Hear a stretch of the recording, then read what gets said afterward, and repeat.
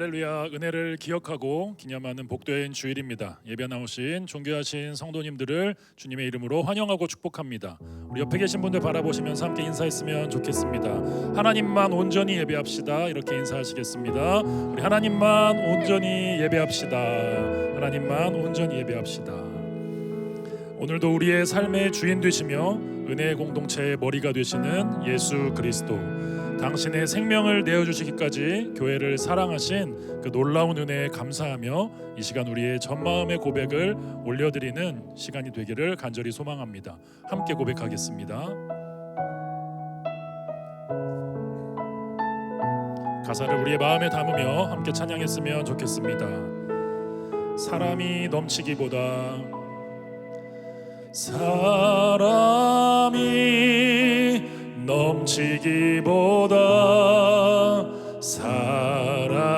사랑이 넘치는 섬김을 원하기보다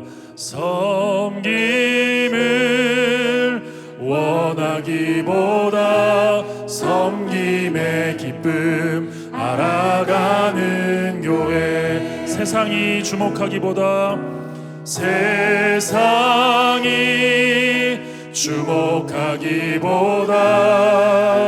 주님이 주목하는 화려한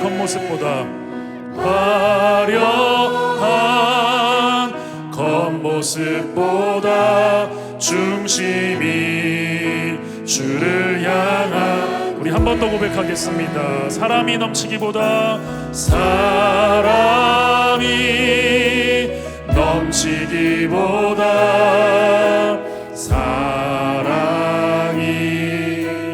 넘치는 섬김을 원하기보다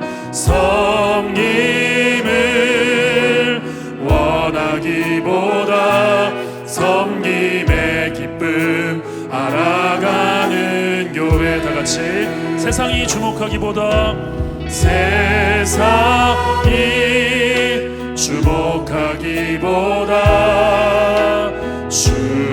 주님이 주목하는 화려한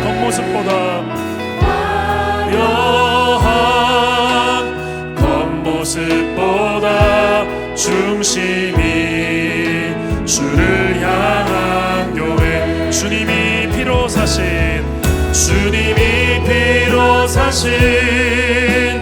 아름다운 교회.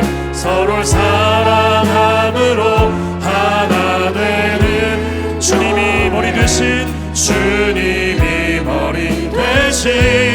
거룩한 교회. 우리 함께 만들어 가요. 2절로 고백하겠습니다. 내 작은 생각보다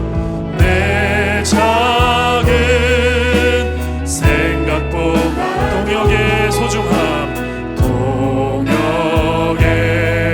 소중함하는 복음의 증인됨으로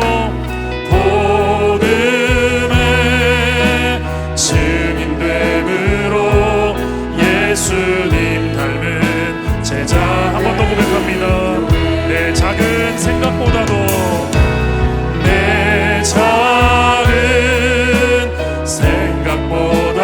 동역의 소중함하는 복음의 증인됨으로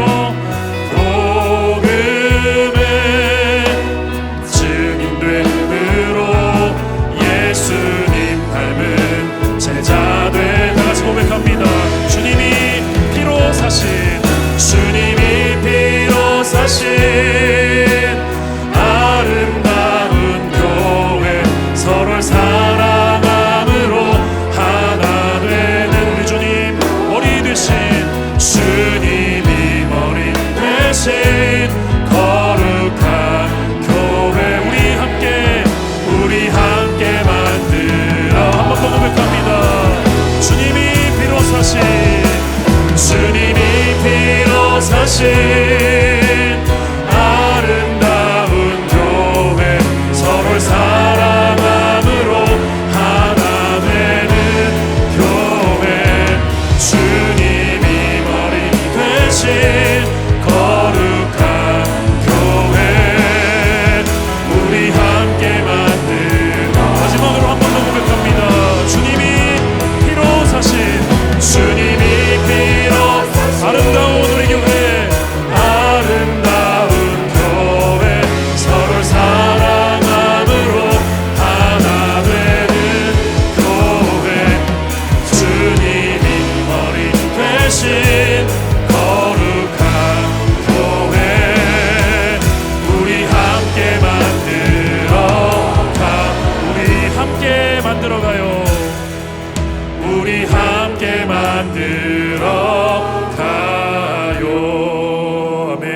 옆에 계신 분과 함께 이렇게 인사하시겠습니다. 함께 예배함이 은혜입니다.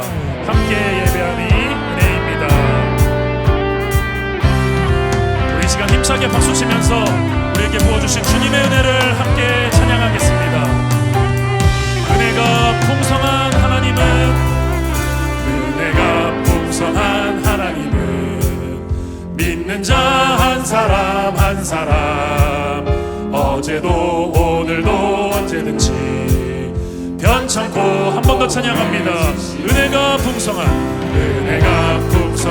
하나님은 믿는 자 한 사람 어제도 오늘도 언제든지 변찮고 보호해 주여 성령의 은사들을 오늘도 내리어 주소서. 성령의 뜨거운 불길로서 오늘도 충만케 하소서. 네. 2절로 고백합니다. 정욕과 죄악에 물든 맘을 성령의 불길로 태우사 정결케 하소서. 깨끗게 한 번 더 고백합니다. 정욕과 죄악에 성령의 불길로 태우사 정결케 하소서. 깨끗게 하여 주여 성령의 은사들을 오늘도 내리어 주소서. 성령의 뜨거운 불길로서 오늘도 한 번 더 고백합니다. 주여 성령의 은사들을 오늘도 내리어 주소서. 네. 성령의 뜨거운 불길로서 목소리 높여 찬양합니다. 희생의 제물로 돌아가신 어린 양 우리 주 예수여 구속의 은혜를 내리시사 오늘도 4절로 고백합니다. 주님의 기쁘신 은혜만을 세상에 널리 전하리니 하늘의 능력과 권세로서 오늘도 다같이 주여 성령의 은사들을 오늘도 내리어 주소서. 성령의 뜨거운 불길로서 오늘도 한 번 더 주여 성령의 은사들을 오늘도 내리어 주소서. 성령의 뜨거운 불길로서 오늘도 더 힘차게 한 번 더 찬양합니다. 주여 성령의 은사들을 오늘도 내리어 주소서. 성령의 뜨거운 불길로서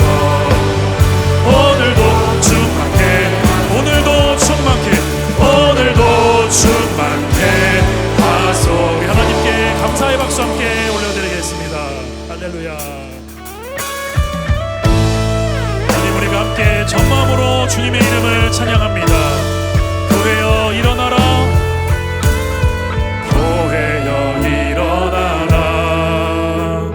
주께서 부르시니 두려움과 실패 내려놓고 교회여 일어나라.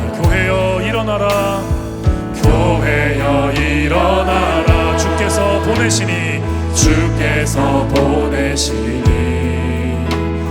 우릴 부르신 삶의 자리에서 교회여 일어나. 우린 세상의 빛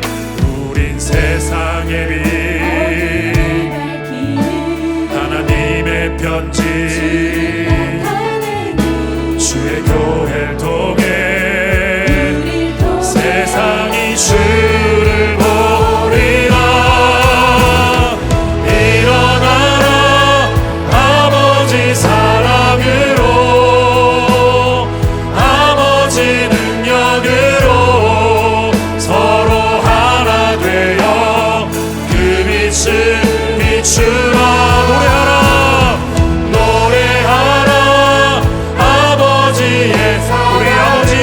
크심을 아버지의 크심을 이 삶의 노래로 주님을 나타내라.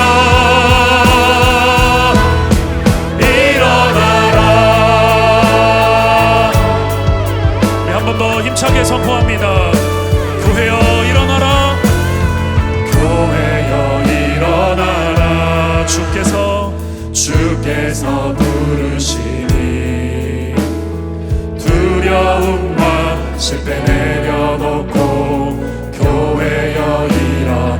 교회여 일어나라. 교회여 일어나. 우리 주님께서 보내시니 주께서 보내시니 우릴 부르신 삶의 자리에서 교회여 일어나. 우린 세상의 빛, 우린 세상의 빛, 하나님의 편지 주의 교회를 통해 세상이 주를 보리라. 일어나라. 일어나라. 아버지 사랑으로 아버지 능력으로 서로 하나 되어 그 빛을 비추라. 노래하라. 아버지의 사랑을 아버지의 크심을 이 삶의 노래로 주님을 일어나라. 아버지 사랑으로 일어나라. 아버지 사랑으로 아버지 능력으로 서로 그 빛을 비추라. 그 빛을 비추라. 주님을 노래하라. 아버지의 사랑을 아버지의 크심을 이 삶의 노래로 우리 마지막으로 한 번 더 고백합니다. 일어나라. 아버지 사랑으로 일어나라. 아버지 사랑 우리 아버지의 능력으로 아버지 능력으로 서로 하나 되어 그 빛을 비추라. 노래하라. 아버지의 아버지의 크심을 아버지의 크심을 이 삶의 노래로 우리 전심으로 마지막으로 한 번 더 고백합니다. 일어나라. 아버지 사랑으로 일어나라. 아버지 사랑 아버지의 능력으로 아버지 능력으로 서로 주님의 빛을 그 빛을 비추라. 노래하라. 아버지의 사랑을 아버지의 크심을 이 삶의 노래로 주님을 나타내라.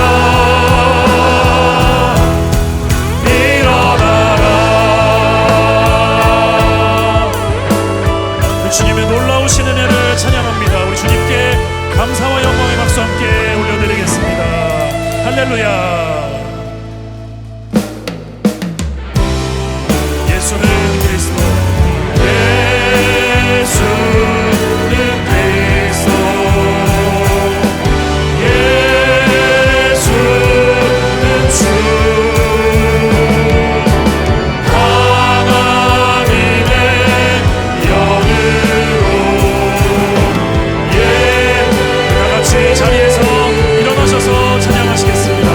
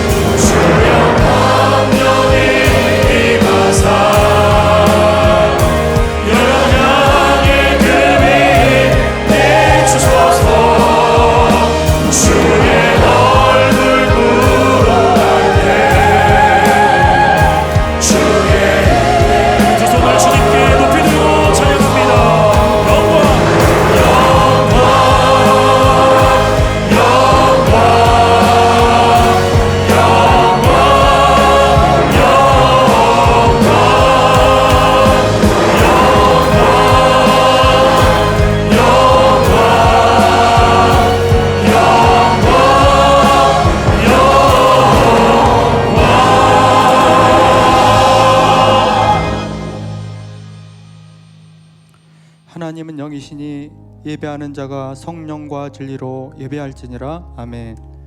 사랑하는 형제자매 여러분, 우리 하나님께서 기뻐하시는 예배는 상한 마음과 통회하는 심령이라고 하셨습니다. 이 시간 성령께서 우리의 마음을 살피셔서 깨닫게 해주시는 우리의 죄와 허물을 진실한 마음으로 주님께 고백하고 참회의 기도를 드리는 시간을 갖겠습니다. 다 같이 침묵 가운데 기도하시겠습니다.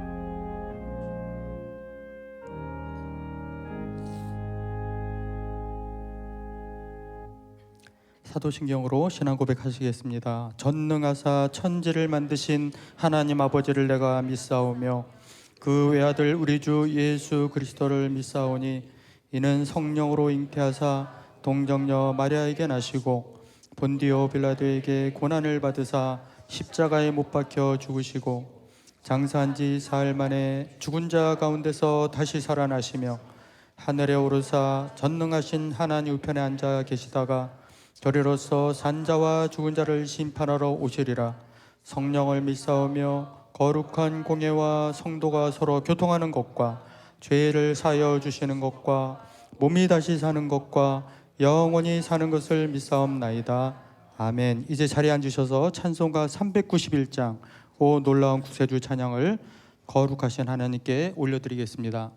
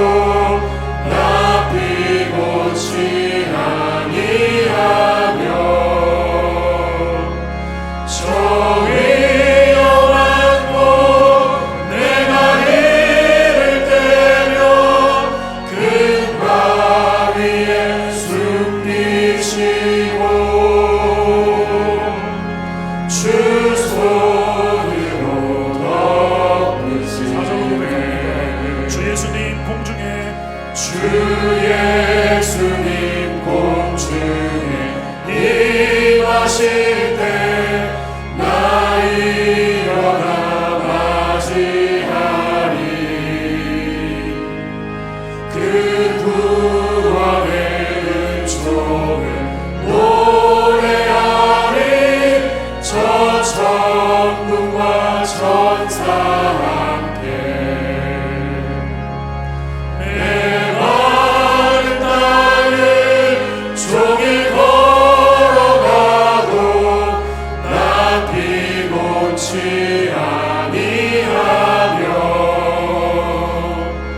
저 위험한 곳 내가 이를 때면 큰 바위에 숨기시고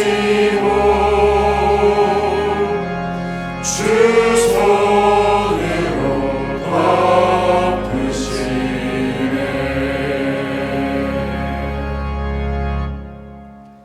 사랑하는 하나님 아버지, 죄로 인해 이미 죽었던 저희를 예수 십자가의 은혜로 살리시고 늘 어리석기만 한 저희들의 그 인생길을 이해 못할 사랑으로 인도하여 주심에 감사와 찬양을 올려드립니다. 지난 한 주를 돌아봅니다. 문제들 앞에서 주님을 보지 않았고 세상의 유혹에 흔들리고 육신의 욕망에 끌려 수없이 죄를 지었음을 고백합니다. 하나님 아버지, 저희를 긍휼히 여겨주셔서 십자가의 보혈로 용서하여 주시고 이 시간 거룩한 예배에 합당케 하여 주시옵소서. 하나님 아버지, 풍요한 것 같으나 그 속에 많은 사람들의 핍절이 있고 평화로운 것 같으나 끊이지 않는 불안과 폭력이 있으며 안정된 것 같으나 삶의 터전마저 무너짐을 경험하는 온 열방과 우리나라를 불쌍히 여겨주시고 사랑으로 회복시켜 주시옵소서. 정체성을 혼미케 하는 인공지능 시대를 맞으며 너는 나를 누구라 하느냐 물으셨던 가이사라 빌립보의 주님을 가슴 깊이 생각합니다. 삶 속의 수많은 잡음들에 흔들리지 않고 그리스도요 살아계신 하나님의 아들이신 주님을 전 마음으로 고백하며 담대히 살아가는 우리 모두가 되게 하여 주시옵소서. 하나님 아버지, 소중한 우리 다음 세대들에게 여름 수련회를 주시고 한 영혼 한 영혼 터치하시며 만나 주시니 감사합니다. 모든 수련회 일정 속에 다음 세대들을 견고히 세워주시고 섬기는 모든 지체들이 성령이 주시는 놀라운 기쁨 가운데 동역케 하여 주시옵소서. 말씀을 전하실 우리 목사님 성령 충만과 강건함으로 인도하여 주시고 그 가정을 기억하여 주시옵소서. 이 시간 올려지는 예배가 성령과 진리의 예배가 되게 하여 주시고 듣는 마음 허락하여 주시옵소서. 이 모든 말씀 우리 주 예수 그리스도의 이름으로 기도드리옵나이다. 아멘.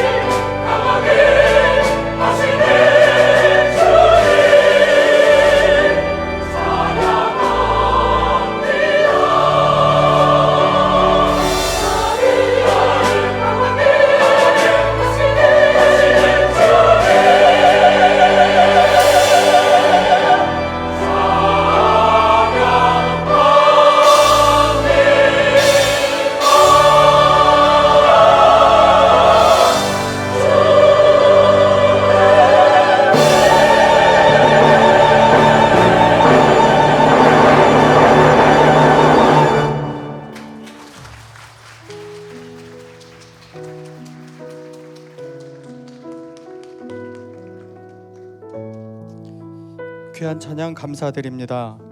오늘 은혜의 공동체에 처음 오신 분들을 진심으로 환영합니다. 여러분들을 가족반에서 꼭 만나 뵙기를 소망합니다. 이 시간은 옆에 계신 분들과 함께 축복하는 시간을 갖겠습니다. 축복 하나님의 축복이 당신의 삶에 넘쳐나기를 축복 하나님의 축복이 당신의 삶에 가득하기를 축복합니다.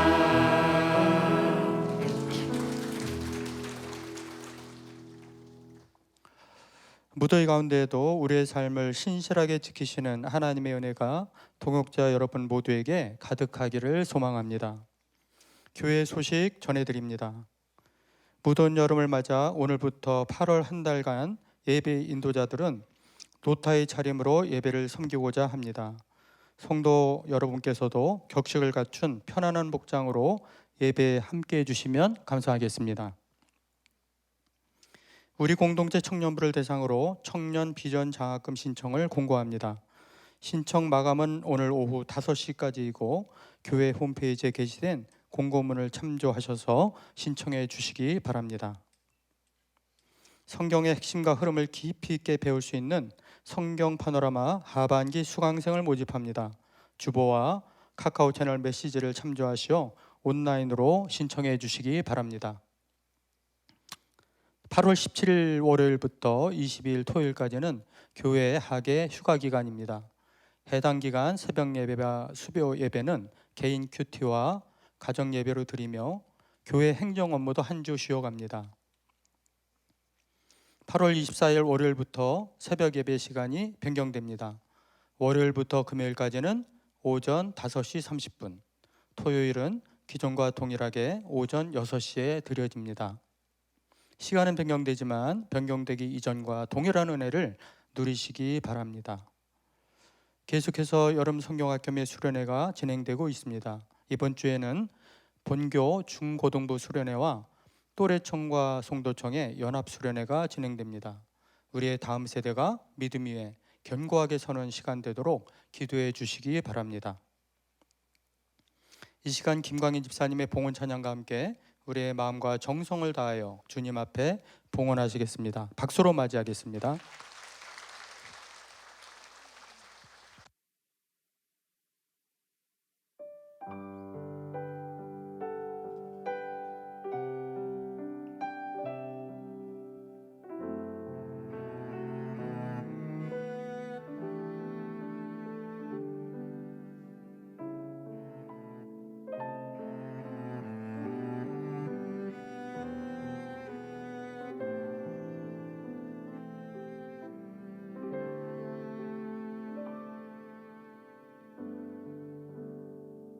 나의 자녀 나의 영사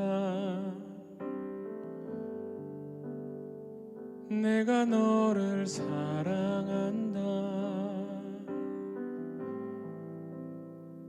아무도 알아주지 않는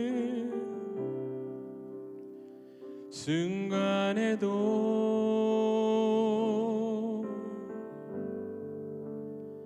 너의 그늘 너의 쉴곳 내가 너를 지키리라 나를 알아보지 못한 순간에도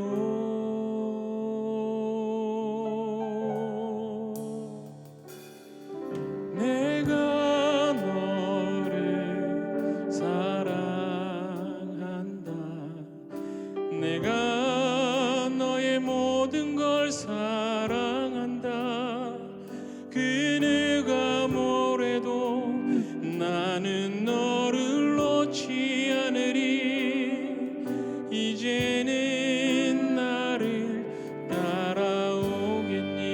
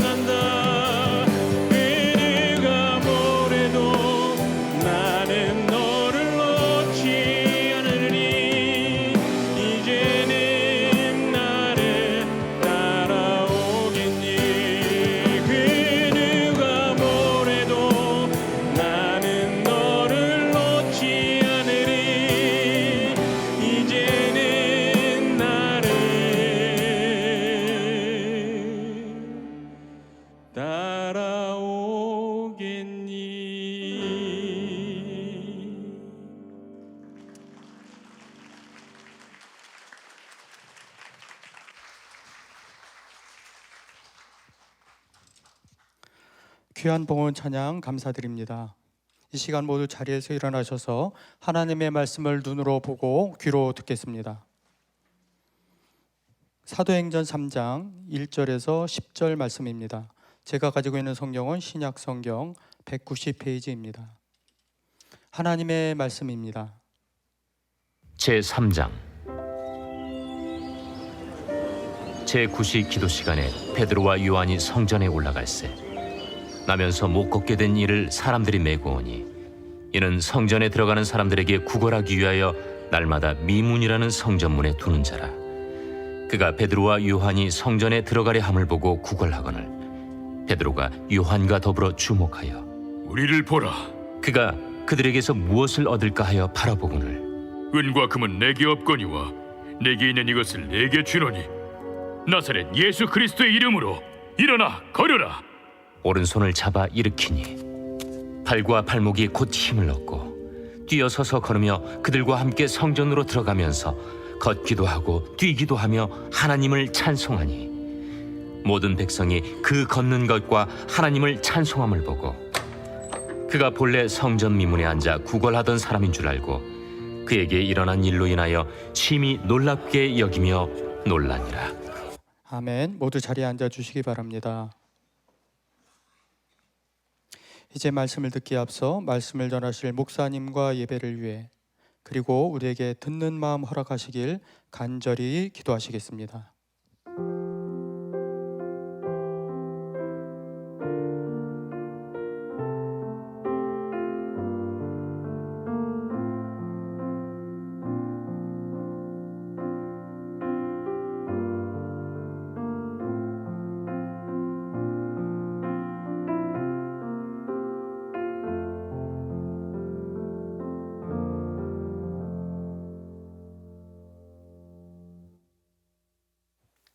사랑하는 주님, 황폐하고 폐역한 이 시대 가운데, 그 무엇도 꿈꿀 수 없는 이 시대 가운데 우리로 하여금 사도행정적 교회를 꿈꾸게 하시고 그 성령이 세우신 교회를 향하여 나갈 수 있도록 우리에게 그 비전을 허락하신 감사드립니다. 하나님, 우리 삶 가운데 수많은 어려움과 고난의 문제가 있을지라도 우리 은혜의 공동체가 또 우리 모든 성도가 그 비전을 꿈꾸고 열망하며 붙잡을 때 하나님께서 우리의 가정과 일터와 사역의 모든 현장 가운데 부흥케 하시는 놀라운 성령의 기름 부심이 가득한 그 은혜가 넘치게 하여 주옵소서. 오늘 들려진 주의 말씀을 우리가 들을 때 하나님, 주저앉은 우리의 인생이 다시 일어나게 도와주시고 기뻐 뛰며 주님을 바라보고 주님을 예배하는 놀라운 그 예배의 감격이 우리 가운데 불이 붙게 도와주시고 그 예배의 감격으로 말미암아 예수의 복음을 전하는 증인의 삶을 살아가는 그 놀라운 성령의 역사가 임하게 하여 주옵소서. 질병의 고통 가운데 신음하고 있는 우리 사랑하는 동역자들이 있습니다. 하나님, 우리가 날마다 이들을 위하여 함께 기도하오니 주께서 이들을 불쌍히 여겨주셔서 날마다 새 힘과 새 능력 허락하여 주옵시고 믿음으로 인내케 하여 주시사 주님의 때에 주께서 온전히 치유하시는 놀라운 치유의 역사를 모두가 누리게 하여 주옵소서. 이 시간 우리의 인생의 주인 되신 주님께 귀한 예물을 올려드렸습니다. 하나님, 우리의 예물을 흠양하여 주옵시고 이 예물들이 주의 몸된 공동체와 다음 세대와 하나님 나라 확장되는데 귀하게 쓰임받게 하여 주옵소서. 경제의 어려움 때문에 예물을 드리지 못한 사랑하는 동역자들이 있습니다. 하나님, 그들을 불쌍히 여기시고 이 시간 예물을 드린 자 그렇지 못한 자 모두에게 가정과 생업과 사회 현장과 삶의 모든 영역 가운데 그리고 사랑하는 자녀들에게 복의 복을 더하여 주옵소서. 이 시간 연약한 종이 두렵고 떨린 마음으로 주의 말씀 전합니다. 오직 주만 홀로 영광 받아 주옵소서. 예수님의 이름으로 기도드리옵나이다. 아멘. 우리 좌우에 있는 성도님들 보시면 서로 축복하고 인사하도록 하겠습니다. 세 분 이상씩 인사하겠습니다. 당신 존귀한 하나님의 자녀입니다. 우리 비전을과 성도 채플에 예배드린 성도께 서로 축복하고 인사하도록 하겠습니다. 또 세 분 이상씩 인사하겠습니다. 우리는 예수만 존귀한 가족입니다.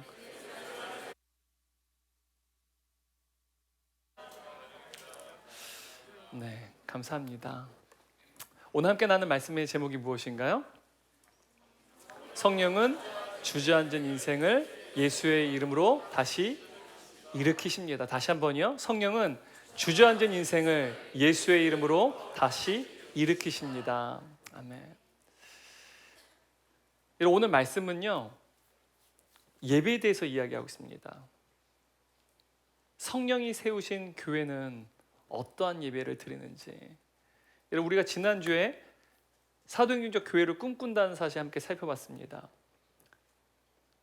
사도행전 교회를 꿈꾼다 했을 때 그 교회의 원형이 또한 교회 교과서가 무엇입니까? 예루살렘 교회죠. 예루살렘 교회 성경을 보기에는 5가지의 본질적인 사역을 붙잡았는데요. 첫 번째는 어떤 사역입니까? 가르침을 받는 교회였다는 사실입니다. 그 가르침의 주 목적은 예수님의 제자를 세우는 것이었습니다. 그러므로 예수님의 제자를 세우는 교회. 두 번째는요, 돌보는 교회.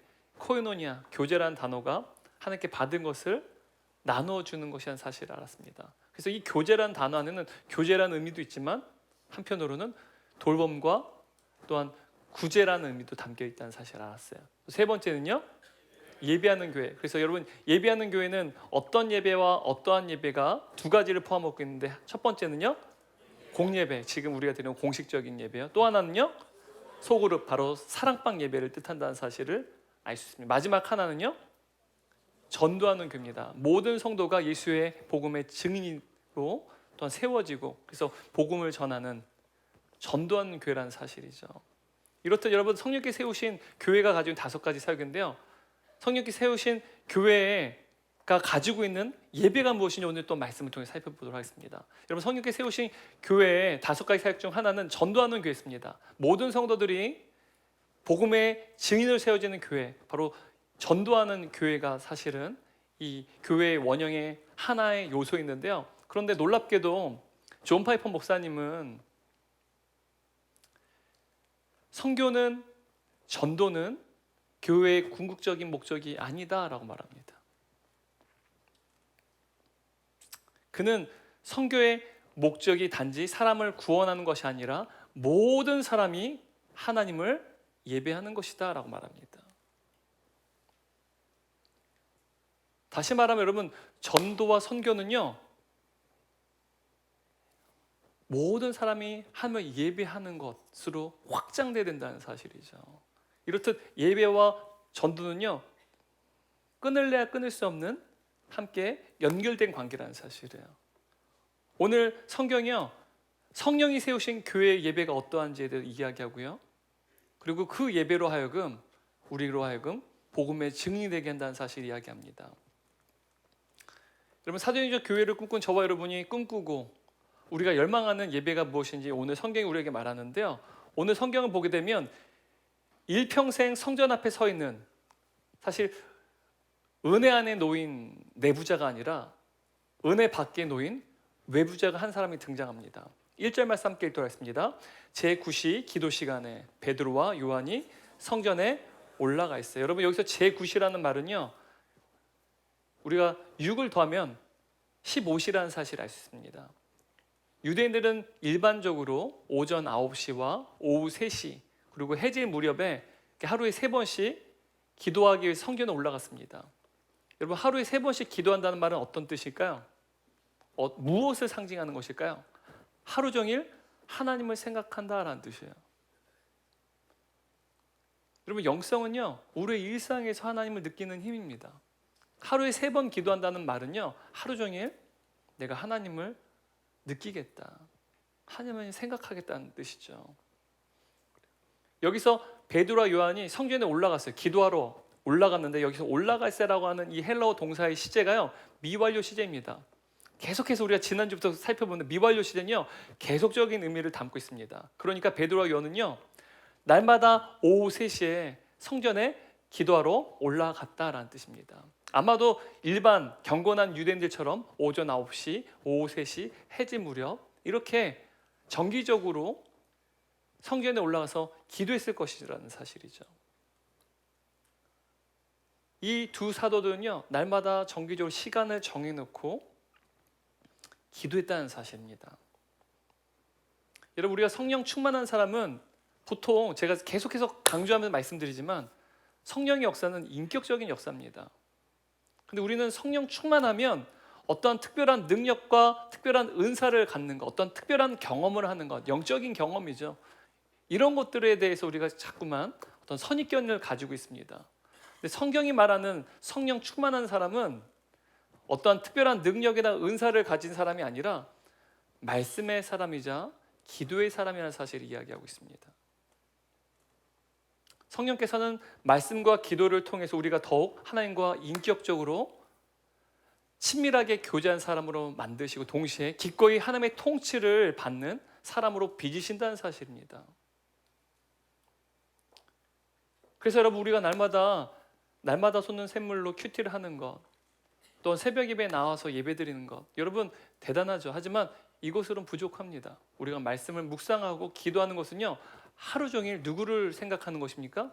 하나님을 생각하는 거예요. 여러분, 이것이 성령 충만한 사람이라는 사실이죠. 그래서 저는 성령 충만에서 이렇게 정의 내립니다. 성령 충만은 영적인 체험의 강도가 아닌 어떠한 영적인 강렬한 경험이 아니라 빈도에 있다는 사실입니다. 성령 충만은요, 어떤 특별한 역사를 경험하는 강렬한 감동이나 어떤 경험이 아니라 말씀과 기도를 통해서 날마다의 삶 가운데 얼마만큼 하나님을 느끼느냐, 그 빈도에 달려있다는 사실입니다. 모태신앙일수록요, 저도 비롯해서요, 늘 드라마틱한 성령의 역사를 간절히 원했어요. 제가 그런 기도도 많이 했었거든요. 30살 되기까지 많이 기도했어요. 근데 하나님이 그거 주지 않으셨어요. 근데 제가 깨달은 게 무엇인지 아십니까? 빈도라는 사실이에요. 성령 충만은 드라마틱한 어떤 인생의 전환점이 아닙니다. 물론 그것도 성령께서 역사하시죠. 하지만 그보다 성령 충만함이라는 사실은 말씀과 기도를 통해서 얼마만큼 주님을 경험하는 삶을 늘려가느냐에 달려있다는 사실이죠. 저와 여러분 모두가 성령 충만한 사람 되길 바랍니다. 날마다의 하나님을 생각하고 하나님을 느끼는 그 힘, 그 빈도수가 늘어나는 저와 여러분 되시길 주님의 이름으로 축원합니다. 그러나 여러분, 이러한 성령 충만한 두 사도가요, 기도하기 위해서 성경에 올라갔는데 그 미문 앞에 한 사람이 있었습니다. 2절 말씀 함께 읽겠습니다. 나면서 못 걷게 된 이를 사람들이 메고 오니 이는 성전에 들어가는 사람들에게 구걸하기 위하여 날마다 미문이라는 성전 문 앞에 두는 자라. 여러분, 여기서 학자들은요, 이 미문이라고 하는 이 장소가요, 여러분 성전에 들어가는 문이 총 10개의 문이 있었다고 합니다. 그리고 이 문들 중에 여러분, 이 미문이란 말은 아름다운 문이란 뜻이거든요. 그러니까 아름다운 문인데 아마도 니카노르의 문이었을 것이다 라고 말합니다. 한번 이미지 한번 보실까요? 우리 지난주에 봤던 이미지인데요, 여러분 예루살렘 성전을 둘러싼 여러 가지 공공시설물이 있다는 사실 우리 지난주 살펴봤습니다. 성소를 중심으로 좌우에 이방인의 뜰이 있습니다. 남과 북이 있는 거예요. 여러분, 이 모습이 잘 들어오시죠? 다음이요. 자, 이제 보면 이제 성전으로 들어오는 거예요. 그래서 성전으로 들어오면 여러분 바로 여인의 뜰이 있습니다. 성전 밖에는 이방인의 뜰이 있고요. 여기 이방인의 뜰은요, 유대인 이외에 이방인들, 그러니까 이방인들은 성전 안을 못 들어옵니다. 이방인의 뜰까지만 허용이 돼요. 그런데 유대인들은 바로 이 성전 안으로 들어올 수 있는데 이 성전에서도 이 여인의 뜰이죠. 이 여인의 뜰에는요, 여인들만 들어올 수 있어요. 유대인 여인들이요. 그리고 그들은 또한 성소 들어가지 못하는 거예요. 또 장애인들도요, 유대인 장애인들은 다 이 여인의 뜰까지만 들어갈 수 있다는 사실이죠. 근데 여러분, 이 여인의 뜰에서 성소로 들어가는 그 문이 그 다음 이미지 한번 보여주실까요? 니카노르의 문이었다는 사실입니다. 여러분, 니카노르의 문 보시면 계단이 있죠. 그리고 그 가운데 성소로 들어갔는데 그 문이요, 굉장히 아름답다는 사실을 알 수 있지 않습니까? 잘 안 보이시나요? 네, 좀 확대한 걸 좀 준비할 거 그랬습니다. 여러분, 유대 역사가 요세푸스에 따르면 이 니카노르의 문은요, 고린도에서 만들어진 청동으로 만들어졌답니다. 여러분, 고대 시대에는 청동이요, 금과 은보다 훨씬 더 귀한 금속이었습니다. 굉장히 값비싼 금속으로 만든 것이죠. 그리고 이 문은요, 금과 은으로 장식을 했어요. 그래서 보시면 문에 뭔가 금색으로 장식이 된 모습을 볼 수 있습니다. 문의 높이는 약 23m에 달하고요. 얼마나 화려하고 웅장한 모습을 가진 문이었는지 모릅니다. 근데 여러분, 이 문에서요, 나면서부터 걷지 못하는 사람이요, 성전에 오고 가는 사람들 앞에서 구걸하고 있었습니다. 특히 여러분, 경건한 유대인들은요, 하루에 3번씩 성전에 오고 가는 가운데 이 구걸하는 사람을 만났을 거예요. 특히 유대인들에게 있어서는 구제, 금식, 기도는 경건의 잣대였습니다. 그러므로 이 경건의 잣대 중에 특히 이 구제는 가장 중요한 또 경건의 척도였기도 했습니다. 그러니까 여기서 나면서부터 걷지 못하는 이 사람이 구걸하기 위해서는 가장 최적의 장소가 어디였을까요? 바로 지금 이 미문 앞 성전 앞이었다는 사실이죠. 경건한 자들이 한다면, 또 경건의 척도가 구제였기 때문에 어찌 보면 이 나면서부터 걷지 못하는 사람이 구걸하기 너무도 최적의 장소였다는 것이죠. 근데 이 사람은요, 태어나면서 걸을 수가 없었던 사람이기 때문에 누군가가 그를 이곳까지 이동시켜줘야만 했다는 사실을, 그를 매서 이곳까지 옮겨줬습니다. 그 옮겨준 사람들이 가족이었는지 아니면 그를 이용하는, 또한 구걸을 통해서 금전적 이득을 취하는 이용하는 사람들인지 자세히 알 수는 없습니다. 근데 이 사람이 날마다 이 성전 앞 미문 앞에 왔다는 사실은요, 그 구걸을 통해서 그가 근근히 하루하루를 살아갔다는 걸 의미하는 거예요. 그렇지 않으면 매일마다 올 필요가 없지 않겠습니까? 딱 하루하루 근근히 살아갈 만큼, 끼니를 때울 만큼 그 구걸을 통해서 살아갔다는 것을 의미하는 것이죠. 또한 사도행전 4장 22절 말씀 보게 되면 이 나면서부터 걷지 못한 사람이 40살이 넘었다라는 사실 이야기입니다. 40살이 넘었다는 말은요, 이 사람이 만약 10대 때부터 이 미문 앞에서 구걸을 했다면 적어도 30년 이상을 구걸한 거예요. 만약 20대부터 이곳에서 구걸했다면 적어도 20년 넘게 한 곳에서 계속해서 구걸했다는 사실입니다. 그렇다면 날마다 경건한 유대인들이 하루에 3번씩 이 성전에 오고 가면서 적어도 30년 이상 혹은 20년 이상 한결같이 한 장소에서 구걸한 이 사람을 봤다는 사실이죠.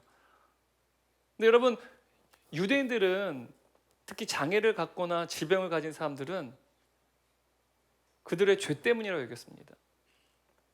그리고 하나님께서 저주하신 결과 그들이 장애를 안고 있고 또한 질병을 갖고 있다고 생각해 굉장히 안타깝죠. 여러분, 장애로 살아나는 것도 너무 힘든데 당시 이 구걸하는 이에게 구제를 하면서 또 동전 몇 잎을 줬을 것입니다. 그런데 지나다니는 유대인들의 시선이 어땠을까요? 굉장히 경멸한 눈빛으로 그들을 바라보면서 이 사람을 바라보면서 아마 구제해 줬을 것입니다. 단지 경건의 척도이기 때문에 구제했을 뿐이지 이 사람을 향한 긍휼히 여기는 마음이나 또 어떤 자비로운 마음에서 이 사람을 도왔다는 사실이 아니라는 것이죠. 여러분, 아이러니하게도 여러분 이 모습 한번 상상해 보세요. 너무도 아름다운 니카노르의 문입니다. 전승에 따르면 여러분 이 성전의 동쪽에 있는 문이 니카노르의 문입니다. 동쪽에는 그리고 감난산이 있어요. 올리브산이죠. 예수님께서 기도하셨던 겟세마네 동산인데요. 동쪽에 해가 뜨지 않습니까? 해가 뜨면요, 이 니카노르의 문의 은금 장식이 얼마나 아름다운지 그 햇빛이 반사되어서 찬란히 빛났다. 그 화려함이 극치를 이뤘다라고 말합니다. 근데 이곳에서 이 나면서부터 걷지 못한 사람이 구걸하는 거예요. 여러분, 이 모습이 얼마나 대조적입니까? 너무 화려해요. 근데 그의 인생은 어떻습니까? 너무나 어둡고 비참하다는 사실이죠. 여러분, 지금 제가 조명을 했을 때 굉장히 블링블링하지 않습니까? 제가 여러분 조금 예뻐 보이면 조명빨입니다. 근데 여러분 다 오시면 다 예뻐 보이고 더 훨씬 더 빛나 보여요. 빛이 저를 이제 어떻게 보면 포커싱하고 있기 때문이죠. 근데 여러분, 이러한 화려한 무대 위에 서 있지만 만약 그 사람은 비참하다고 생각해 보세요. 얼마나 이 현실이요 더 감당할 수 없지 않겠습니까? 지금 성경은 이것을 우리에게 지금 보여주고 있는 거예요. 대조적인 모습이라는 사실이죠. 여러분, 이러한 삶에 이 나면서 걷지 못한 삶이 가졌던 장애는요, 그의 비극인 동시에 그가 유일한 살 길이기도 했다는 사실입니다. 왜냐하면 유대인들에게 있어서는 관습적으로 장애를 가진 사람들 이외에는 구걸할 수가 없었기 때문입니다. 장애가 비극인데 또한 그의 유일한 살 길이 또 그의 장이었다는 사실입니다. 날마다 성전을 오고 가는 사람들을 바라봤습니다. 성전으로 들어가는 사람들의 목적이 무엇이었습니까? 기도와 예배였다는 사실입니다. 그 사람들을 볼 때마다 이 사람은요, 무엇을 생각했을까요? 하루에도 수천 명 혹은 수백 명씩 이 성전으로 출입하는 사람들을 봤을 텐데 그는 무엇을 생각했을까요? 수많은 사람들이 성전 안으로 들어가고 나오지만 여러분, 이 일은요, 나면서부터 걷지 못하는 이 사람에게는 한 번도 꿈꿔본 적이 없는 일이었을 것입니다. 여러분, 유대의 간습에 따르면 이 성전의 미문을 통과할 수 있는 사람과 통과할 수 없는 사람, 두 종류의 사람은 나뉘어집니다. 레위기 21장을 보게 되면요, 제사장 중에 흠 있는 사람들, 그러니까 장애를 가지고 있는 사람들은 제사장의 역할을 감당할 수 없습니다. 왜요? 성전에 들어갈 수가 없어요. 그래서 많은 학자들은 레위 제사장에만 해당된다라고 말하기도 하지만, 여러분, 제사장에게 해당되면요, 그것은요, 일반 유대인들에게도 적용됐을 거라는 사실이죠. 그렇다면 여러분, 이 장애를 가진 사람은요, 단 한 번도 이 성전 안으로 들어가지 못했다는 사실이에요. 장애를 가진 사람, 그리고 여인들, 질병에 걸린 사람들, 그리고 이방인들은 절대로 성전 안으로 들어갈 수가 없었습니다. 성전 안으로 들어간다는 것은요, 단 한 번도 꿈꿀 수 없는 일이었고 꿈꿔서도 안 된 일이었다는 사실이죠. 근데 여러분, 이 나면서부터 걷지 못하는 사람은요, 누구를 가리키고 있느냐? 성경은 의도적으로 저와 여러분을 가리키고 있습니다. 성전 미문 앞에 앉아서 너무 화려하고 아름답습니다. 근데 정작 비참한 인생이기 때문에 그 성전에 들어가지 못하는 그 모습이 사실은 저와 여러분을 상징적으로 드러내는 인물이라는 사실이죠. 실제로 여러분, 죄인인 저와 여러분은요, 우리 스스로 함께 나아갈 수도 없었고 하나님 앞에 설 수도 없었습니다. 심지어 함께 나아가 예배를 드릴 수도 없는 운명이었다는 사실이죠. 너무나도 무능력하고 절망적인 인생이 바로 저와 여러분이었다는 사실입니다. 그리고 이것이 죄인의 위치였습니다. 그러니까 여러분, 이 성전 미문 앞에서 성전으로 들어가지 못하는 이 좌절과 또한 이 절망은요, 사실 모든 인류의 실존이자 우리의 어두운 운명이었다는 사실이죠. 이렇듯 이 사람은요, 은혜 안에 거하는 내부자가 아니라 은혜 밖에 놓인 외부자였다는 사실입니다. 여러분, 이것이요, 사실 우리와 같은 운명이었어요. 근데 마찬가지로 우리 가운데 하나님께서 우리를 구원하셔서 우리를 하나님의 자녀로 삼아주시지 않았습니까? 이제는 우리 안에 성령이 거하시 우리가 주님 앞에 나가서 예배드릴 수 있어요. 하지만 우리가 예배를 드릴 때도요, 사실 오늘 본문에 드러나는 이 나면서부터 걷지 못하는 사람처럼 두 가지 부류의 예배자로 우리는 나눠진다는 사실이에요. 지금 우리가 예배를 드리지만 누군가는 은혜 안에 있는 내부자입니다. 그런데 또 다른 누군가는요, 은혜 밖에 놓인 외부자라는 사실이에요. 똑같이 예배를 드리고 있어요. 하지만 모두가 다른 것을 본다는 사실이에요. 여러분, 우리가 예배당으로 들어올 때요, 여러분 어떤 마음가짐으로 예배에 나오십니까? 우리가 주일 예배를 드리러 나올 때 여러분, 오늘 이 예배에 나오는 이 모든 과정도 녹록지 않으셨을 거예요. 또 아이들이 있는 분들은 또 아이들이 아침마다 얼마나 힘들게 합니까? 예배 들으러 나오는 게 되게 힘들었을 거예요. 또 나오시는 과정 가운데 또 부부간에 또 어떠한 갈등이 있을 수도 있고요. 여전히 내 삶 가운데 아직은 해결되지 않은 여러 현실의 문제들 앞에서, 또 고난의 문제 앞에서요, 우리가 예배 드리러 나올 때에도 무거운 마음은 나옵니다. 예배 드리러 나면 모든 문제가 해결되면 좋겠는데 여전히 그 문제들이 해결되지 않기 때문에 뭐 경제적인 어려움일 수도 있고요, 질병의 문제일 수도 있고요, 여러 가지 이 모든 문제들을 우리는 안고 주님을 예배하게 나온다는 사실이죠. 근데 여러분 우리가 현재 겪고 있는 이 고난의 문제들, 차가운 현실의 문제들은요, 뜨겁고 감격이 넘치는 우리의 예배와는요 사뭇 대조적이라는 사실이에요. 마치 이 나면서 걷지 못하는 자가 니카노르의 문이라는 이 아름다운 문 앞에 서 있는 것처럼요, 확연히 다른 그 예배 현장 속에서요, 그가 지금 그 문 앞에서 성전에 들어가지 못하고 주저앉고 있지 않습니까? 마찬가지로 우리의 차가운 현실과 어두운 현실 앞에서 우리는 그냥 예배 자리에 앉아만 있다는 사실이죠. 주저앉아만 있다는 사실입니다.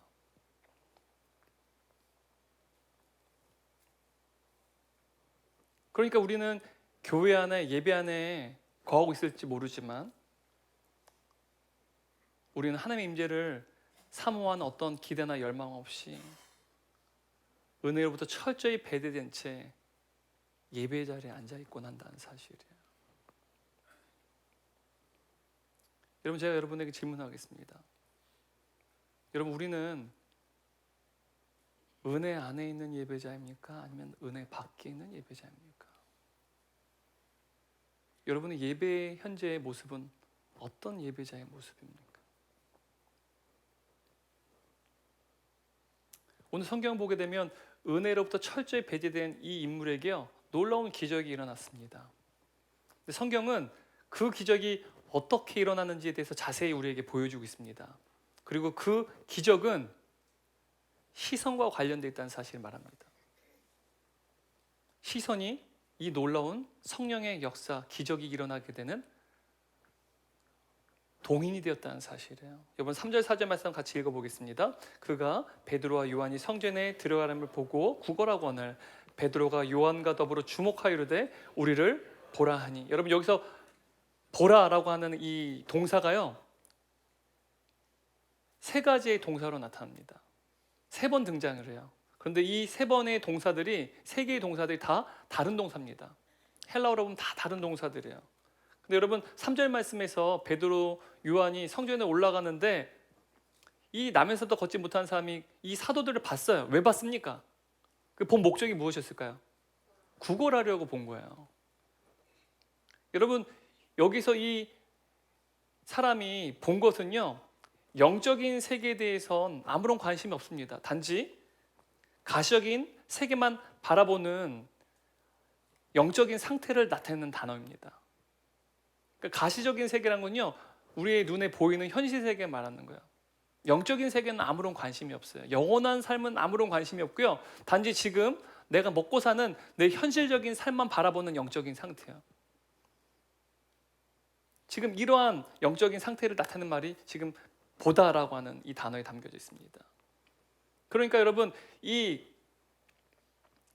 나면서부터 걷지 못하는 사람에게 있어서 이 성전 앞은요, 성전은 예배하는 곳이 아닙니다.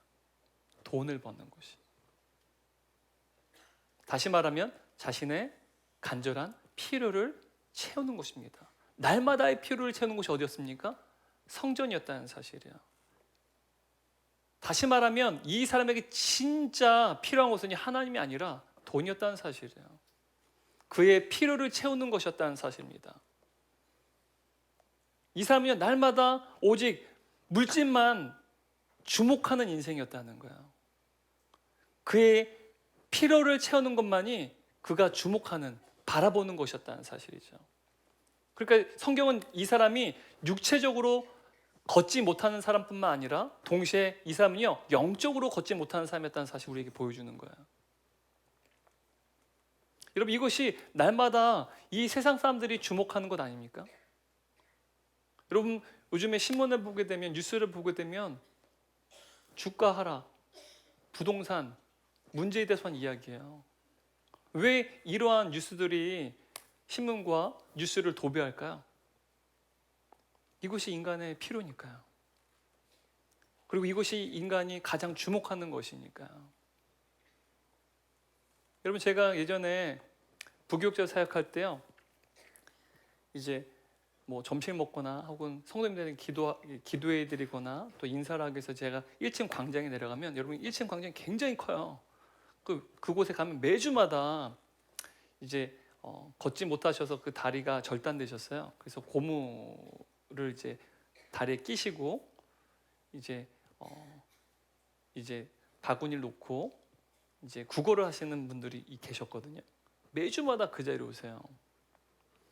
근데 저는 지나가다가 그분들 보면 이제 얼마 되지 않지만 도움을 드려요. 왜냐면 제가 있는 교회가 여기는 성도들이 되게 짜다, 자비가 없다 라고 하면 또 이것도 교회에 덕이 되지 않잖아요. 그래도 여기 교회 성도들은 그래도 좀 자비가 있다, 좀 그래도 좀 불쌍한 사람들 도와준다라고 해야지 은혜가 있지. 또 그러면 또 좀 교회 덕이 되지 않으니까 지나가다가 만나면 제가 일부러 현금을 가지고 다녔습니다. 그리고 동전 말고 항상 지폐를 드렸어요. 근데 늘 가면 이 바구니가요 꽉 차 있을 줄 아는데 그러지 않아요. 동전 몇 개랑 뭐 1,000원짜리 몇 개밖에 없어요. 10,000원짜리 같은 건 없습니다. 항상 그래요. 이게 사람들이 도와주지 않는 건지 아니면 이게 이제 전략인지 자세히 알지 못하지만 제가 이렇게 도움을 드리잖아요. 고맙습니다라고 말을 해요. 근데 절대 도움을 준 사람의 눈을 바라보지 않습니다. 얼굴을 바라보지 않는다는 사실이에요. 제가 옛날에 젊은 20대 때도요, 주안역을 통해서 이제 학교를 가게 되면 주안역 그 지하상가 내려가는 그 계단에요 구걸하는 분들 많아요. 사지가 멀쩡하신데도 절대로 고개를 들지 않아요. 도움을 줘도 절대로 그 사람 얼굴을 바라보지 않는다는 사실을, 감사합니다라는 말은 할 뿐이지만 얼굴을 마주하지 않는 사실이에요. 자신의 필요를 채우는 것은 급급한데 자신에게 도움을 주는 인격적인 대상과의 눈 마주침은 전혀 없다는 사실이에요.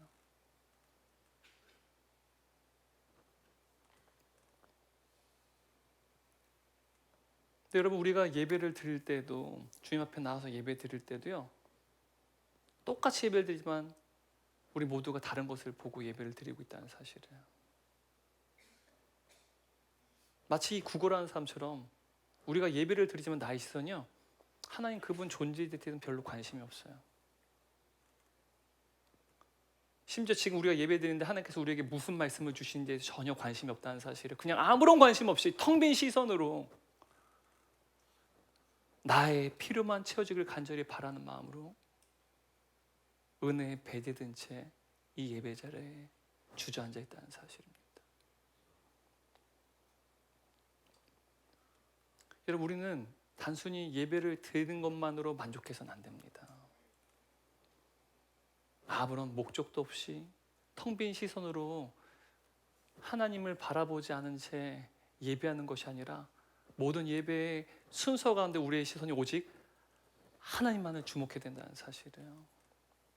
그리고 우리의 예배가 깊어지면 깊어질수록 하나님의 임재에 대한 열망이 더욱더 짙어져야 된다는 사실입니다. 오늘 우리가 하나님을 예배할 때 우리의 시선이 오직 하나님만을 주목하고 하나님의 임재를 더욱더 열망하는 저와 여러분 되시기를 주님의 이름으로 축원합니다. 근데 여러분, 이처럼 시선이요, 필요에만 주목한 한 구걸하는 사람, 또 한 사람은요 오직 주님만 바라보는 성령에 사로잡힌 사람이 등장해요. 4절 말씀 읽겠습니다. 베드로가 요한과 더불어 주목하여 이르되 우리를 보라 하니. 여러분, 여기서 주목하다라고 하는 이 동사도 좀 우리가 좀 봐야 되는데요, 여기서 이 주목하다는 단어는요 사도행전에만 총 10번이 등장합니다. 근데 누가가 쓴 글을 보게 되면 여기서 주목하다는 이 단어는요, 신적 능력이 나타나는 상황에서 찌를 듯한 통찰력이나 직관으로 사람을 꿰뚫어 보는 것을 의미할 때 사용됩니다. 그러니까 여러분, 베드로와 요한이 이 구걸하는 사람을 바라보는 시선이 그냥 보는 게 아니라 의미 있는 시선이었다는 사실입니다. 그러니까 걷지 못하는 이 사람의 심령을 꿰뚫어 보는 시선이었다는 사실이죠. 근데 여러분, 왜 베드로는 나면서도 걷지 못하는 이 사람을 주목해서 본 것일까요? 제가 이 본문에 대해서 자세히 묵상하는 가운데 성경에 써 있지 않습니다. 저는 베드로가 나면서부터 걷지 못하는 사람을 주목하게 된 것은 그가 죄인 있을 때 그의 모습, 성령이 그에게 임재하시기 전 그의 옛사람의 모습이 이 구걸하는 사람과 오버랩됐기 때문에 이 사람을 주목했을 것이라 생각해요. 여러분, 제가 실제로 제 경험상으로도 그렇습니다. 제가 청소년 사역에 대해서 굉장히 꿈을 가졌었거든요. 왜냐하면 제가 청소년 시기 때 많이 방황했어요. 집을 나가거나 그런 방황은 안 했어요. 근데 영적으로 방황했다는 거예요. 극심하게 방황했습니다. 그래서 제 그 방황이, 제 그 극심한 고난이 청소년들 향한 사랑으로 바뀌어졌어요. 나처럼 청소년 시기 때 영적으로 방황한 아이들에게 내가 뭔가 도움을 주고 싶다는 생각이 생겼습니다. 그래서 청소년 사역에 대해서 10년 넘게 꿈을 갖고 있었습니다. 얼마나 청소년들 사랑인지 몰라요. 나중에 청년 사역할 때 그게 잘 안 바뀌더라고요. 내 첫사랑이 너무 강해서요. 20대, 30대 청년들로 잘 안 바뀌더라고요. 한 3년 걸렸습니다. 청년들 사랑하기까지. 제가 그만큼 굉장히 지고지순한 사랑을 하는 사람이에요. 네, 잘 안 바뀌더라고요. 왜요? 아이들을 볼 때마다, 청소년들 볼 때마다 제 과거의 청소년 시기와 오버랩 되는 것이죠. 베드로도 마찬가지였어요. 자신의 옛 모습을 나면서 걷지 못하는 사람을 통해서 오버랩된 것이죠. 근데 여러분 사도행전 2장을 보게 되면 오순절 성령 임재 사건을 통해서요, 전무후무한 사건이 일어납니다. 성령의 임재를 통하여 존재의 변화가 일어납니다. 거듭남의 역사가 일어납니다. 그리고 죄의 노예였던 신분이요, 하나님의 자녀라는 신분으로 바뀌는 신분의 변화의 역사가 일어납니다. 늘 제가 사도행전 강해 설교하면서 강조하지만 여러분 가장 놀라운 역사는요, 우리의 존재가 새로운 피조로 바뀌는 역사인 줄 믿습니다. 눈에 보이지 않지만 여러분 이것이 가장 큰 성령의 역사라는 사실을 눈에 보이지 않아서 우리가 잘 모를 뿐이지,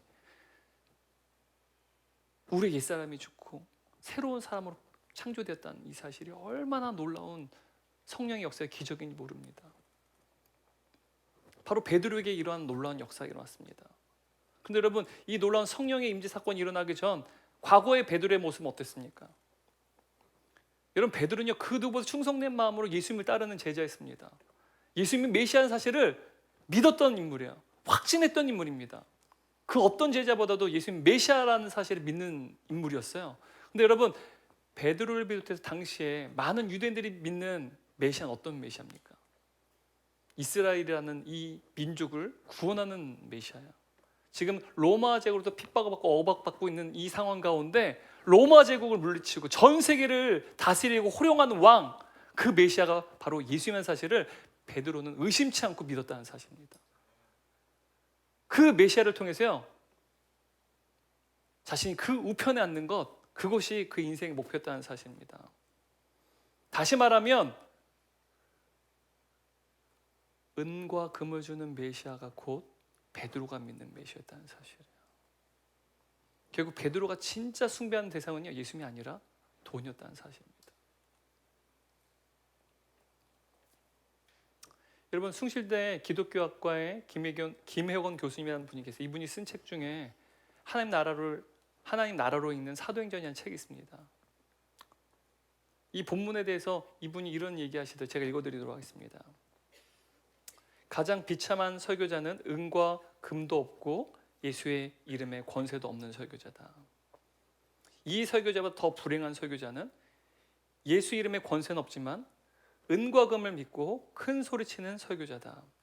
하지만 가장 행복한 설교자는 은과 금은 없지만 예수 이름의 권세를 풍성하게 누리는 설교자다. 여러분 설교자에만 해당되는 이야기 같아서 여러분 마음 편하시죠? 제가 무겁게 해드릴게요. 설교자는 단어를 제가 성도로 바꿨습니다. 가장 비참한 성도는 은과 금도 없고 예수 이름의 권세도 없는 성도다. 이 성도보다 더 불행한 성도는 예수 이름의 권세는 없지만 은과 금을 믿고 큰 소리치는 성도다. 하지만 가장 행복한 성도는 은과 금은 없지만 예수 이름의 권세를 풍성하게 누리는 성도다. 여러분 베드로가요, 자신이 과거에는 성령이 그에게 임재하시는 가장 비참한 성도였다는 사실이에요. 가장 비참한 제자였다는 사실입니다. 이것이요, 이 나면서부터 걷지 못하는 사람을 보자 오버랩된 것입니다. 그래서 그를 주목하게 되었다는 사실이에요. 여러분 이것이 비참한 죄인을 바라보는 성령에 사로잡힌 사람의 시선인 줄 믿습니다. 이것이 이 세상을 바라보는 성령에 사로잡힌 교회의 시선인 줄 믿습니다. 오버랩 되는 거예요. 내가 죄인 되었을 때 비참한 삶을 살았다는 사실. 오직 은과 금을 자랑하는 삶을 살았다는 사실. 그 사실을 볼 때 얼마나 비참한 인생을 살아가는지 국리를 여겨지게 된다는 사실, 그리고 그들을 주목하게 된다는 사실이죠. 그래서 베드로와 요한은요, 나면서 걷지 못하는 자에게 우리를 보라라고 말했습니다. 그러자 이 사람이요, 얼마나 좋은 것을 주기에 나를 보라고 하는지 흥분해서요, 이들을 봤습니다. 5절 6절 말씀 읽겠습니다.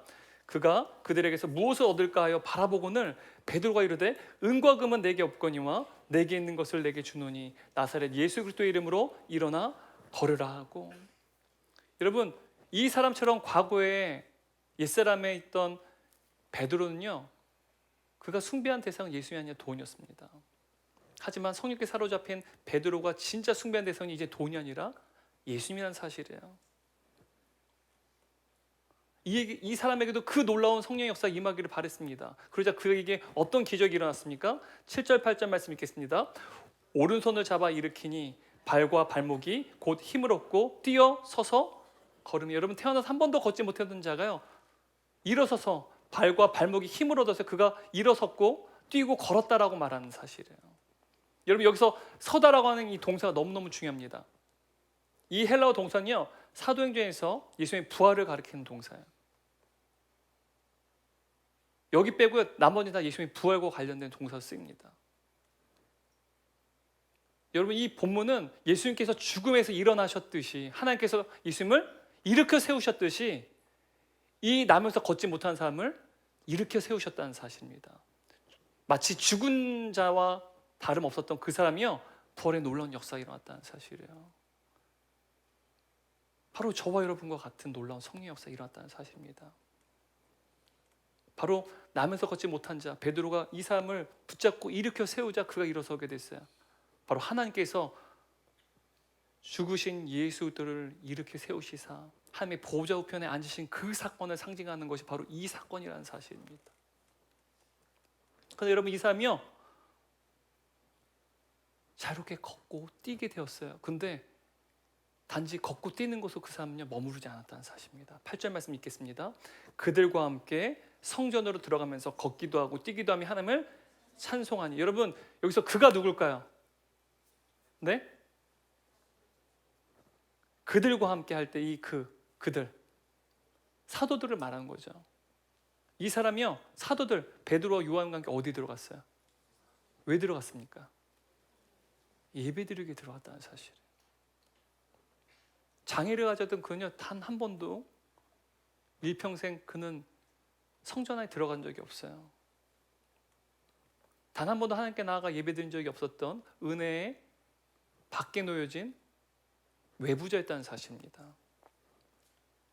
수많은 유대인에게 너무 당연한 일이었지만 흠을 가진 몸을 가졌던 이 사람에게는요, 당연한 일이 아니었어요. 특별한 일이었다는 사실이죠. 수많은 유대인들이 너무나 당연해서 아무런 감격도 없이 너무도 형식적이고 습관적으로 남아버린 그 성전 예배에 있을지 모르지만 나면서부터 걷지 못한 이 사람에게는 가장 간절히 바랬고 열망했던 예배였다는 사실입니다. 여러분, 이 사람의 예배가 저와 여러분의 예배가 되었으면 좋겠어요. 바로 이 예배가 성령이 세우신 교회의 예배라는 사실이에요. 여러분, 그렇다면 예수님이 나의 진짜 예배의 대상이 된다는 것은 어떠한 신앙을 의미하는 것일까요? 우리가 예배를 드리는데요, 나의 필요를 채우는 것이 아니라 오직 주님만이 나의 예배의 대상이심을 믿고 주님만을 바라본다는 것이 무엇을 의미하는 걸까요?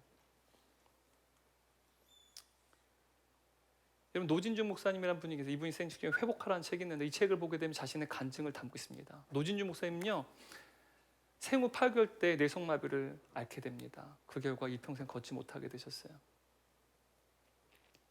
걷지 못하는 분입니다.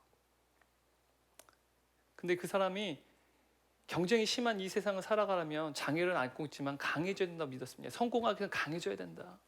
강해지기 위해서 열심히 공부했대요. 강해지기 위해서 열심히 운동도 했대요. 강해지기 위해서 많은 사람들과도 장애를 갖고 있지만 많은 비장인 사람들과도 많은 관계의 폭을 넓혔다고 합니다. 강해지기 위해서, 성공하기 위해서 말이죠. 근데 고등학교 2학년 때 부르심을 입었습니다. 목사로의 부르심을 받은 거야. 그때 하나님께 이렇게 기도했대요. 내가 하나님 오직 주만을 섬기는 목사로 내가 앞으로 살아갈 테니 하나님 내 두 다리를 고쳐주세요. 내 두 다리를 고쳐주시면 내가 주님 위해서 열심히 섬기는 삶을 살겠습니다. 근데 이 책을 보게 되면 이 기도는 사실은 자기 두 다리를 고쳐달라는 이 기도는 자신을 강해지기 위해서 드린 기도였다라고 말합니다. 4년 동안 기도한 끝에 하나님께서 응답하셨어요. 이렇게 응답하셨다고 합니다. 나는 너를 강하게 하지 않을 것이다. 그러나 내가 너의 강함이 되어줄 것이다. 여러분, 예배는 차갑고 어두운 현실 앞에서 주저앉은 우리가 우리의 예배의 유일한 대상이신 예수님을 바라보며 오직 주님이 우리의 강함이 되어주심을 고백하는 것입니다. 여전히 내 삶의 피로들은 채워지지 않았지만 고난의 문제로 인해서 우리의 현실은 여전히 차가울지 모르지만 우리가 주님 예배할 때 주님이 나의 강함이 되어주심 믿습니다라고 고백하는 것, 그것이 곧 오직 주만을 바라보는 곳이요 은혜 안에 거하는 예배인 줄 믿습니다. 여러분, 평생을 은혜 밖에서 주저했던 인생이요 이제 스스로 성전에 들어가 그에게 베푸신 그 은혜의 감사와 감격 가운데 기뻐하며 주님을 예배합니다. 그러자 어떠한 일이 일어납니까? 9절 10절 말씀 함께 읽겠습니다. 모든 백성이 그 걷는 것과 하나님의 찬송함을 보고 그가 본래 성전 미문에 앉아 굴어던 사람인 줄 알고 그에게 일어난 일로 인하여 심히 놀랍게 여기며 놀라니라. 여러분, 일평생 은혜 밖에 놓였던 외부자가 은혜 안에 서 있는 예배자가 되었어요. 여러분, 한 사람의 예배의 감격이요 온 백성의 예배의 감격으로 번져갔습니다. 그를 통해서 온 성전이, 온 백성이 함께 예배로 불이 붙게 되었다는 사실이에요. 여러분, 하나님께서는 이 주저앉은 이 한 사람을 통해서, 그 한 사람의 예배를 통해서 열방을 부르시듯이 여러분, 바로 이 예배가 은혜의 교회의 예배가 되기를 주님의 이름으로 축원합니다. 우리 인생 가운데 차가운 현실 앞에 주저앉았던 우리의 인생들이 예수의 이름으로 다시 일어나 가정과 일터로 나아가서 하나님을 기뻐하고 찬양하는 예배자, 그 예배를 통하여서 사람들이 예수를 왕이시며 또한 구원자심을 바라보고 또한 그 예수님을 믿게 된 놀라운 은혜 역사가 저와 여러분들에게 일어나기를 주님의 이름으로 축원합니다. 여러분, 결론입니다. 여러분, 죄인인 저와 여러분요 하나님께 원수된 자들이기 때문에 결코 하나님 앞에 나아가기는커녕 직접 하나님을 예배할 수 없는 운명이었습니다. 주님을 예배한다는 것은 불가능한 인생이었습니다. 마치 오늘 본문에 나타난 나면서부터 걷지 못하는 그 사람처럼 우리는 일평생 죽을 때까지 하루하루 먹고 사는 것에 그 끝판체에 살아가야 될, 우리의 피로만 채우다 살아가고 죽음을 맞이할, 영원한 죽음을 맞이하게 될 비참한 운명이었다는 사실입니다. 근데 하나님께서는 은혜 밖에 놓인, 은혜에 배제된 저와 여러분을, 죄인인 저와 여러분을 하나님께서 사랑하셨다는 사실이에요.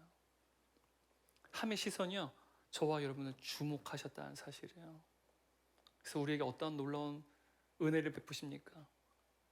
자신의 단 아픈 예수 그리스도, 그 예수님께서요 바로 저와 여러분을 위해서요 대신 우리의 죄를 위하여 십자가에 지신 말미암아 은혜 안에 거하시는 그분이 은혜에 배제된 채 죽임을 당하셨다는 사실입니다. 그리고 저와 여러분이 이제는 영원히 은혜에 배제된 저와 여러분이 이제는 하나님의 그 은혜 가운데 거하게 되는 하나님의 자녀가 된 놀라운 역사를, 놀라운 그 구원의 은총을 누리게 되었다는 사실입니다. 여러분, 우리가 해결되지 인생의 차가운 현실 앞에서, 고난의 문제 앞에 우리는 주저앉을 때가 있습니다. 하지만 그때 우리가 주님 앞에 나와 단순히 예배드리는 것으로는 만족할 수 없습니다. 차가운 현실이 우리 가운데 있고 우리 인생에 문제가 있을지라도, 그 인생의 갈급한 피들이 채워지지 않는다 할지라도 우리의 시선이 오직 하나님만을 뚫어지게 주목하고 또한 하나님의 임재될망이 더욱더 짙어진 저와 여러분 되시길 원합니다. 그래서 하나님을 기뻐하고 찬양함이 그 예배의 감격이 넘치는 한 분 한 분이 예배자로 세워짐으로 말미암아 우리 입술을 통해 예수의 복음이 증거되는 놀라운 은혜 역사가 일어나길 원합니다. 날마다 우리 안에 성령님을 의지한 말미암아 우리를 주저앉게 만든 이 인생의 차가운 현실 앞에서도 우리가 다시 예수 그리스도의 이름으로 일으켜 세움 받고 예수님을 기뻐하고 찬양하는 예배자로 세워지기를 주님의 이름으로 축원합니다. 우리 다 함께 일어나셔서 오늘 말씀을 묵상하는 가운데 이 찬양 우리 주님께 올려줬으면 좋겠습니다. 우리가 이 시간 우리의 차가운 고난의 현실 속에서도 오직 하나님만을 집중해서 뚫어지게 우리 주님만 바라보며 내가 오직 주님만 바라보겠습니다. 내가 주님 예배 드릴 때 은혜 밖에 놓여진 예배자가 아니라 은혜 안에 있는 예배자가 되겠습니다라는 그 간절한 열망을 가지고 이 찬양 우리 주님께 올려드리겠습니다. 모든 시선을 주님께 드리고 살아계신 하나님을 느낄 때 내 삶은 역사가 되고 다시 한번 고백합니다. 모든 시선을 주님께 드리고 전능하신 하나님을 우리가 바라봅니다. 모든 시선을 주님께 드리고 전능하신 하나님 이 세상이 주님의 나라가 됩니다.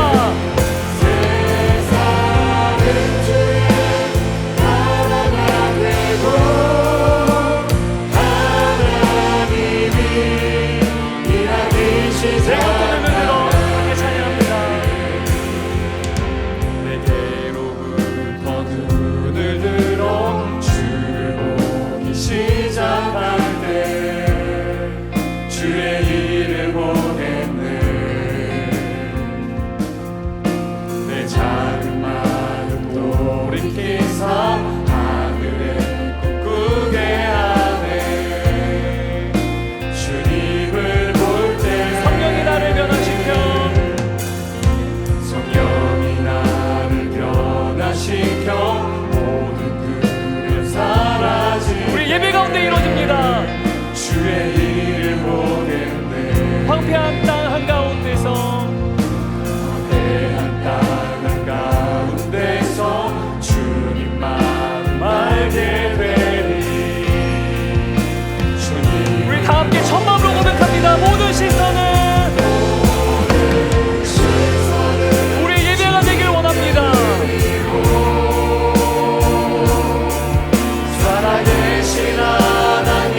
우리 주님을 바라볼 때 우리 삶이 주님의 역사가 될 줄 믿습니다.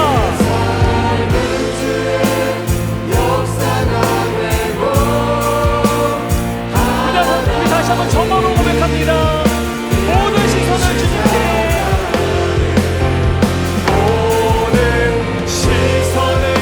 주님께 드리고 우리 전능하신 하나님을 우리 고정된 눈으로 바라봅니다. 그때 우리 세상이 주님의 나라가 될 줄 믿습니다.